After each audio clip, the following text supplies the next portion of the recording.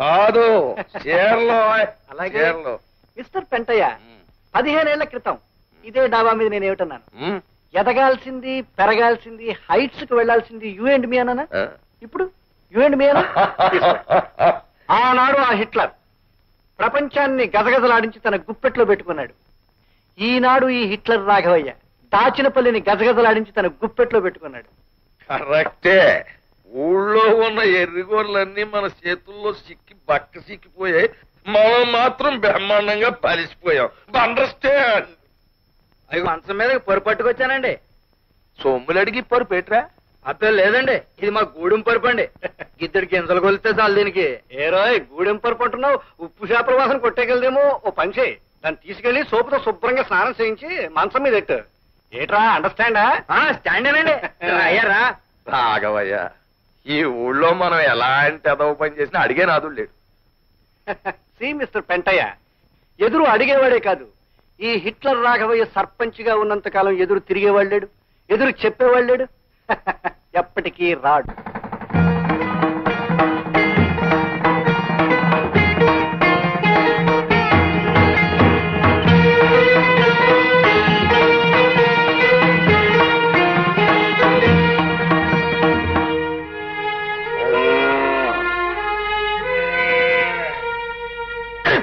ఇదిగో మొండ ఆట నాటి బెలబెలబెలబెలబెలే కారణం గారు ఆట కొట్టేశారు. మునసం గారు మీ అన్ని 10 వేసుకో.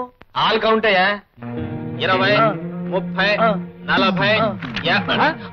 ఎవరయ్యా నువ్వు? పేక ముక్కలని నేలపాలు చేశావు. పసివాళ్లు చదువు నేర్చుకోవాల్సిన బడిలో పేకాడుకోవడం నేరమే కాదు, పాపం కూడాను. ఏమిటాయో మాకే నీతులు చెప్తున్నావు? ఊరి కొత్త మొహల్లా ఉన్నావే, ఎవరు నువ్వు? నేను ఈ ఊరి కొత్తవాణ్ణేం కాదు, పాతవాణ్ణి. గూడెంలో సీతాల కొడుకు రాముని. ఈ క్షణం నుంచి మీరు ఇక్కడ పేకాడడానికి, పశువులు గట్టి పాడు చేయడానికి వీల్లేదు. ఒడ్లు కాసుకునేవాడు పట్నం వెళ్ళి వచ్చిన మాత్రాన పెద్ద గొప్ప అనుకున్నావా? మేము ఇక్కడ పేకాడుకుంటాం, చీకటి పడ్డాక మందు కొడతాం. అందుకే ఊరికి పెద్ద దిక్కైన రాఘవయ్య గారే ఒప్పుకున్నారు. మధ్య నువ్వెవడు రా వద్దడానికి? అవును, అక్కడ రాఘవయ్య గారి గొడ్లు, ఇక్కడ వీళ్ళు, ఆ పక్కన మా పిడకలు చాలా కాలం నించున్నాయి. కాదంటానికి నువ్వెవడు అయి? నేనా? ప్రభుత్వం వారి చేత ఈ స్కూల్కి కొత్తగా నియమించబడ్డ మాస్టర్ని. అందుకే అధికారంతో చెప్తున్నాను, రేపటి నుంచి ఇక్కడ మీ ఆటలు సాగడానికి వీల్లేదు. రాఘవయ్య గారు అయినా సరే, ఆ దేవుడు అయినా సరే, గొడ్డు గోదా ఇక్కడ ఉండడానికి వీల్లేదు. మళ్ళీ ఇక్కడ మీరు గాని పశువులు గాని కనిపించారో జాగ్రత్త. వెళ్ళండి. ఎంత పంతులైతే మాత్రం రండి రాఘవయ్య గారితో చెప్దాం. What what what? ఏం కారణం? ఆ రావుడు గారు మిమ్మల్ని నానా మాట్లాడతాడా? ఈ ఇట్లా రాఘవయ్య గొడ్లని అక్కడ కట్టకూడదని కారు కుట్రకు వస్తాడా? డామిట్! మీ గొడ్లనే కాదండి నానా, మన పిడకల గొప్పలు కూడా అక్కడ ఉండడానికి వీల్లేదన్నాడు. అంటాడు. అసలు ఇంతకీ వాళ్ళమ్మ మీ ఇంట్లో పాసి పని చేస్తూ బతికే మనిషిని మర్చిపోయి ఉంటాడు. అసలు దీనికి గడ్డడితే ఆడి బుద్ధి వస్తుంది. ఏమే సీతాలు, నీ కొడుకు కళ్ళు నెత్తినెట్టుకుని ఊళ్ళో దిగేట? ఏడు బాబు, మా రావుడు వచ్చాడా? మా బావ వచ్చాడా? వాడు వచ్చాడు, వాడి కొమ్ములు వచ్చాయి. ఏమే మీకింత గంజి పోసి మెతుకులు వేసే నన్ను నానా మాటలు అంటాడే? చూడు, వాడింకా అలాగే ఉంటే మీరంతా అడుక్కు తినిపోతారు. ఈ హిట్లర్ రాఘవే చెప్పు కింద నల్లులో నలిగిపోతారు. జాగ్రత్త. ఈ రాము కంఠంలో ప్రాణం ఉండగా వాళ్ళకి ఇక ఏనాడు పట్టదు రాఘవయ్య గారు. అమ్మా చూపు ఎక్కడ పడి అది అమ్మా నువ్వు ఇంటికెళ్ళి అది అమ్మని ఇంటికి తీసుకెళ్ళి. రేపటి నుంచి ఇక్కడ గుడ్డు చాకరీ చేయడానికి మీరు రావట్లేదు. వెళ్ళండి. ఆగండి. అలాగా ఏంటి పనులు చేయక్కర్లేదా? ఏటో పెద్ద పెద్ద ప్రతిపాదనలు తీర్మానాలు చేసేస్తున్నావు. మరి పనులు చేయకపోతే సత్యం నీ బాబు ఈ రాఘవయ్య గారి దగ్గర తీసుకున్న అప్పు ఎవడు తీరుస్తాడ్రా? ఎవడు తీరుస్తాడ్రా నీ బాబు చేసిన అప్పు? అప్పు చేసిన 1000 రూపాయల అప్పుకి జీవితాంతం మా నాన్న మీ పొలంలో పనిచేశాడు. ఆ తర్వాత ఇన్నేళ్లు మా అమ్మ చెమటోటి శ్రమ పడింది. పసితనంలో నేను ఒళ్ళొంచి పనిచేశాను. చిన్నప్పటి నుంచి ఇప్పటి వరకు మా యాది రక్తం ధారపోసి ఇంటి చాకరీ చేసింది. ఇంకా మీ అప్పు తీరలేదంటారా? చదువు రాదు, జ్ఞానం లేదు, తలెత్తరు, ఎదురు చెప్పరు అని బ్రతుకంతా బానిసలుగానే ఉంచుదాం అనుకుంటున్నారా? రాఘవయ్య గారు, వయసు మళ్ళినా మా నాన్న చేసిన సేవకి కిరాయి కట్టండి. అనారోగ్యంతో కూడా మా అమ్మ పడ్డ శ్రమకి విలువ కట్టండి. ఆకలి గడుపుతో మా యాది చేసిన పనికి ఖరీదు కట్టండి. అవన్నీ లెక్కలు వేయండి. మీరు నెల నెలా తిండి గింజలకిచ్చిన ఖరీదు మినాయించుకోండి. మీ అప్పు వడ్డీతో సహా ఏనాడో తీరిపోయి ఉంటుంది. ఏమంటారు? కాగితం మీద లెక్కలు వేసి చూపించమంటారా? చూడండి రాఘవయ్య గారు, బాకీ తీరిపోవడమే కాదు, మీరే మాకు రుణపడి ఉంటారు. ఆ రుణం తెచ్చమని మేము అనం. అది జాలితో దయతో మేము మీకు చేసిన సహాయం అనుకుంటాం. వెళ్ళొస్తాం. గ్రేట్ రాము, నువ్వు ది గ్రేట్ రా. ఒరే, గోచిగుడ్డతో గొడ్లు కాచుకునే కుర్ర పెనుగువి. అబ్బా వాళ్ళకి ఎంతో ఎంతో గర్వంగా ఉందిరా. సీతాలు బంగారం బంగారం లాంటి కొడుకుని కన్నావే. అసలు ఇలాంటి కొడుకుని కన్నా అదృష్టం మాటలు చెప్పలేనే. ఒరే రాము, మీ అమ్మని యాదిని 2 కళ్ళల్లాగా చూసుకుంటూ దర్జాగా గర్వంగా బతికేరా. వెళ్ళరా, తీసుకెళ్ళమని. దండాలు బాబు గారు. అరే, మీరు దండం పెట్టకూడదే, నేనే మీకు దండం పెట్టాలి. ఏమయ్యా ఎట్లా రాఘవయ్యా, నీకేమైందయ్యా? నిన్నేమన్నా పిచ్చి కుక్క కరిసిందా? ఆ నోరు కొవ్వికి మన ఏమన్నాడు? బెల్లం మీద ఈగలు, పెంట మీద దోమలు అన్నాడు. నువ్వు వాడిని ముట్టుకుని పైగా గొప్పగా మెచ్చేసుకుంటావా? చిచ్చి, మా గుండెల్లో పొడిచేసావు కదయ్యా. అదే అదే హిట్లర్ రాఘవయ్య రాజకీయం. కనిపించగానే గేత్తోడ్ల మీద పడి కుమ్మేశామనుకో, మనం ఇడియట్స్ అయిపోతాం. దేవుడు ఏం చేసేవాడు? రాక్షసుల్ని వెధవేషాలు వెయ్యనిచ్చి సడన్ గా అవతారం ఎత్తేవాడు, వాళ్ళ పని పెట్టేసేవాడు. ఈ హిట్లర్ రాఘవయ్య మంచి టైం చూసుకుని అవతారం ఎత్తాడు, అప్పుడు మీద పడి కుమ్మేస్తాడు. ఏం చేస్తాడు? కుమ్మేస్తాడు. నువ్వింత ప్రయోజకుడు అయినందుకు నేను గర్విస్తున్నాను బాబు. మాస్టర్, ఇది మీరు పెట్టిన భిక్ష, మీరు చూపించిన దారి. పంతులు గారు, మా బావ మాటలకి పెద్దోళ్ళందరూ నోరెత్తలేక లస్కో తెల్ల ముఖాలు వేసుకొని ఉండిపోయారు. మా గూడెల్లో ఈ నేలకి కామన్లతో మాట్లాడగల మడిసి వచ్చినందుకు మాకు చాలా సంతోషం, సంబరంగా ఉంది బాబు. ప్రతిరోజు ఈ ఊరికి తెల్లారినా నువ్వు వచ్చిన రోజే సూర్యుడు వస్తాడని, ఈ పల్లెకు వెలుగొస్తుందని నాకెప్పుడో తెలుసు. ఈ పల్లె కళ్ళు తెరిచి ఒళ్ళు విరుచుకుని ప్రగతి వైపు నడిచేలా చేస్తాను. నా చదువు నాకే కాకుండా నా వాళ్ళందరికీ ఉపయోగపడేలా చేస్తాను. పసి వాళ్ళకి చదువు చెప్పి రేపటి తరం కొత్త శక్తితో కలిగేట్టు చేస్తాను. రాబోయే కాలంలో చీకటి అనేది లేకుండా గుడిసెలోనూ దీపం వెలిగిస్తాను. మనిషిలోనూ వెలుగొచ్చేలా చేస్తాను. నమస్కారం మాస్టర్. రామరా రాము, లక్ష్మి గుర్తుందా? గుర్తులేకే. బాగున్నారా అమ్మాయి గారు? బాగానే ఉన్నాను. అవును, ఇంత పెద్ద చదివినోడివి నీకంటే చిన్నోళ్ళని గారుని పిలవకూడదని తెలీదా? లేక నన్ను మర్చిపోయి? నిన్నెలా మర్చిపోతాను లక్ష్మి. నువ్వు నాకు ఇచ్చిన పెన్ను ఎప్పుడూ నేను గుర్తు చేస్తూనే ఉంటుంది. అత్తోయ్, అయ్యగారింటికాడ బావ దబాయించి మాట్లాడేశాడు కదా, ఇక పంతులు గారింటికాడ చూడాలి. లస్కో గూడెలో వాళ్ళంతా నా వాళ్ళు, అలా మంచి చెడ్డ చూడవే నా పని. గుడిసెలో దీప ఎడతా మనిషికి ఎలుగును తెస్తానంటూ పంతులు గారు పొంగిపోయేటట్టు ఎట్టా మాట్లాడేశాడనుకున్నావు? ఓలమ్మో, బావ ఎంతోడయ్యాడని నా గుండెలు బాధేసుకున్నాననుకో. కబుర్లు కట్టేసి ఇలా రావే ఒకసారి. ఏంటి బావా? పట్నం నుంచి నీకేం తెచ్చాను చూడు. అయ్యా, కాళ్ళ పట్టీలు లస్కో భలేగుంటాయి బావా. చూసి చిందులేయడం కాదే, కాళ్ళకు కట్టుకుని గంతులే. అయితే నువ్వే కట్టు. మొత్తానికి నా గురించి మర్చిపోకుండా గుర్తుంచుకొని తెచ్చావన్నమాట. నిన్నెలా మర్చిపోతానే? నేను లేనంత కాలం అమ్మని కళ్ళలో పెట్టుకుని చూసుకున్నావు. నిన్ను జన్మలకి మర్చిపోలేను.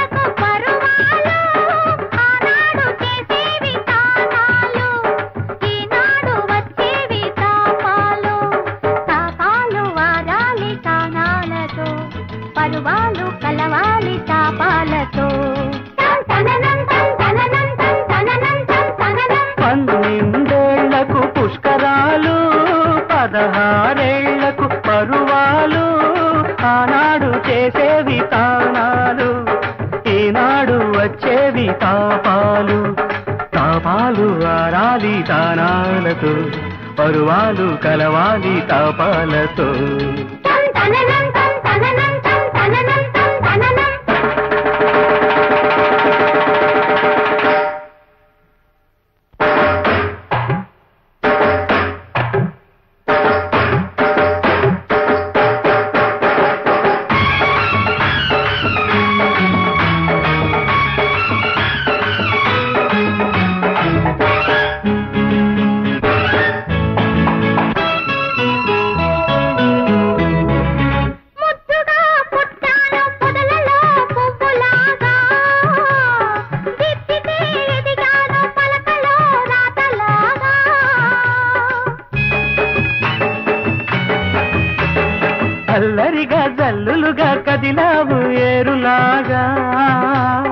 సొంపులుగా సొంపులుగా కులికావు ఈడు రాగా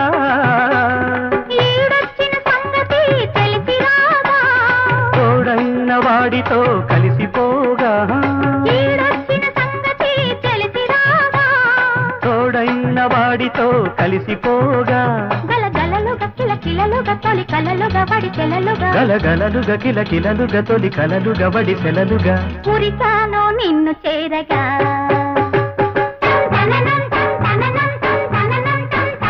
పన్నెండేళ్లకు పుష్కరాలు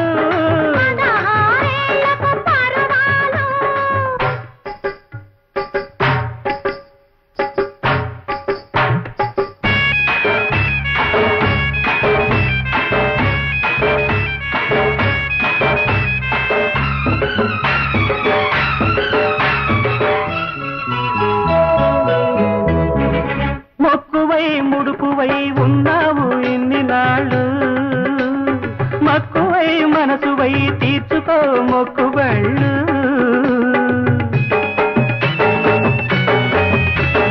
మేలుకొని కాచుకొని వెయ్యైనవి రెండు కళ్ళు చేరుకొని ఆనుకొని నడవాలి కాళ్ళు కాళ్ళు చిన్ననాటి నేస్తమే నీకు పుస్తలు నీ మనసు నా మనసే ఆస్తి పాస్తులు చిన్ననాటి నేస్తమే నీకు పుస్తలు నీ మనసు నా మనసే ఆస్తి పాస్తులు చెరి సగముగ సరి సమముగ చిరు జగముగ చిరు నగముగ చెడి సగముగ సరి సమముగ చిరు జగముగ చిరు నగముగా చేద్దాము కాపురాలు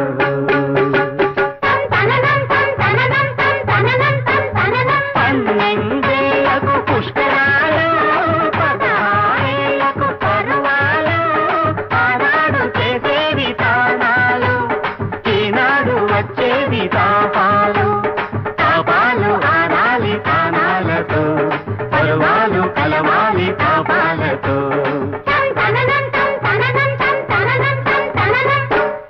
రాము ఊరి నుంచి తిరిగి వచ్చాడు. ఎంతో కాలం దూరంగా ఉన్నా ఎన్నో పెద్ద చదువులు చదివినా అతను నన్ను మర్చిపోలేదు. ఆనాడు నేనిచ్చిన పెన్నుని భద్రంగా దాచుకున్నాడు. అంటే నేను అతని మనసులో ఇంకా ఉన్నట్టేగా. అమ్మాయి గారు, అమ్మాయి గారు, అదేమిటి యాది? వర్షం లేదు ఏమీ లేదు, అలా తడిచిపోయేమిటి?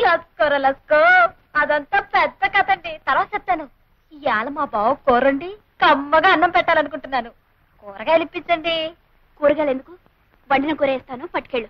అబ్బబ్బా వద్దమ్మాయి గారు, మా బావకి నా చేత్తో వండి పెట్టాలి. కూరగాయలు ఇప్పించండి. అవి మీరే ఇచ్చారని మా బావతో చెప్తానండి.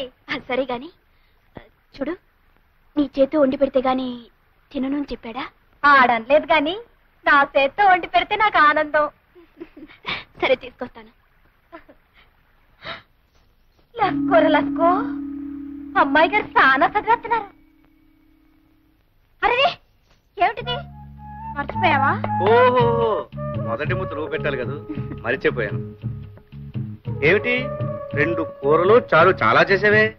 పట్నం నుంచి వచ్చినోడివి పచ్చడి మెతుకులు ఎట్టా తింటావని లక్ష్మి గారిని అడిగి కూరగాయలు తెచ్చుండాను.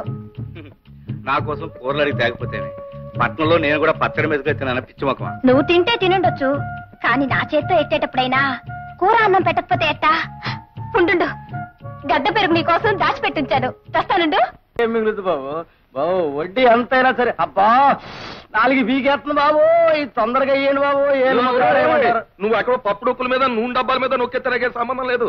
నేను చెప్పిన కాగితం మీద ఇదిగో ఇక్కడ నొక్కాల. చెప్పండి బాబు.